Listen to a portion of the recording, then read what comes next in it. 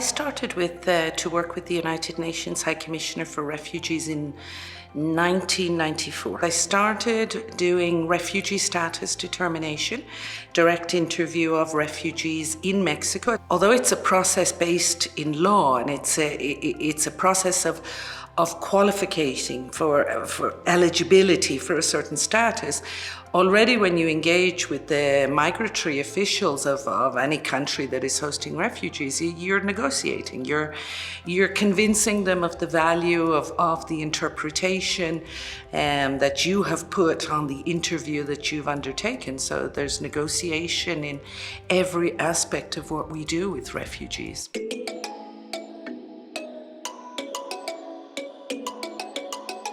I wish I'd had the kind of training that we offer now through the CCHN network. I did have the opportunity somewhat later in my career, a good few years ago, to attend one of the UN run negotiating courses. Once I had done that, I realized how little I knew professionally about negotiation skills and techniques. And looking back, yes, I wish I'd had the opportunity much earlier.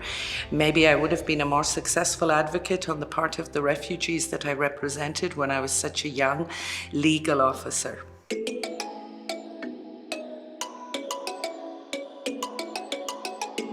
At a time of massive pressure on the entire humanitarian world from two aspects that I would see.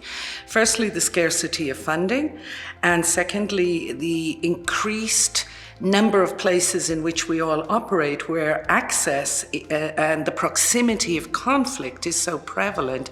I think it's incumbent on us to provide those opportunities to our colleagues to learn the skills that they need, and also to do so in a way that's cost efficient and that draws upon best practices. Yes, we all have specificities of the particular work we do, but the negotiation skills and the ability to negotiate professionally and to mediate, particularly in situations of conflict, I think are common across all of the organizations that came together to form the CCHN and beyond, across the UN system and many of our NGO partners.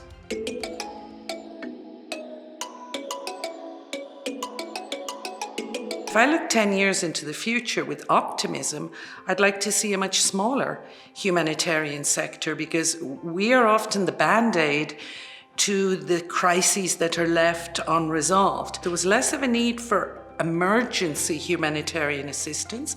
I think we'd all find ourselves dedicating our time, our energy, and the funds that are made available by state and private sector donors to actually improving people's lives in a much more meaningful and enduring way.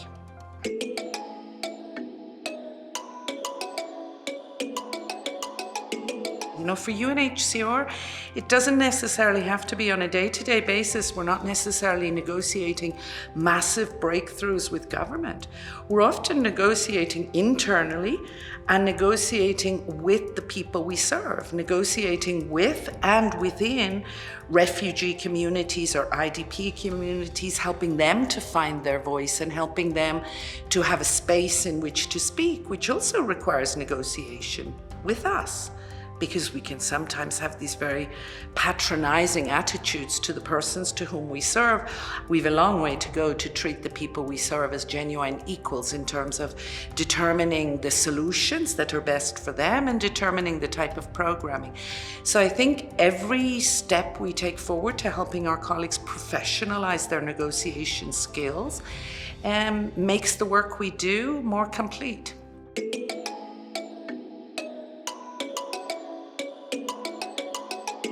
I think that's extremely valuable, because it's one thing to do a course and to be enthused by it in the moment.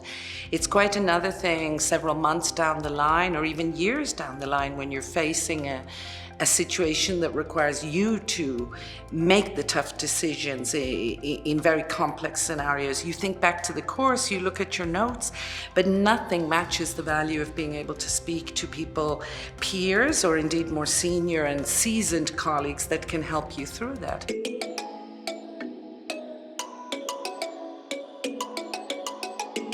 I think it's more important than ever to seize the opportunities to engage with people that have similar objectives, similar challenges, probably different experiences, and to keep an open mind that there is always something more to learn. There's no end to the learning that you can take away from other people's experience, different operational challenges, this sense of being there, done that, seen it all, I have all the answers. I would encourage anyone, whether they're here this week or whether they're doing it from a distance online, this is a great opportunity to open our ears, open our minds, and open our hearts to the experiences of others and learn something from that.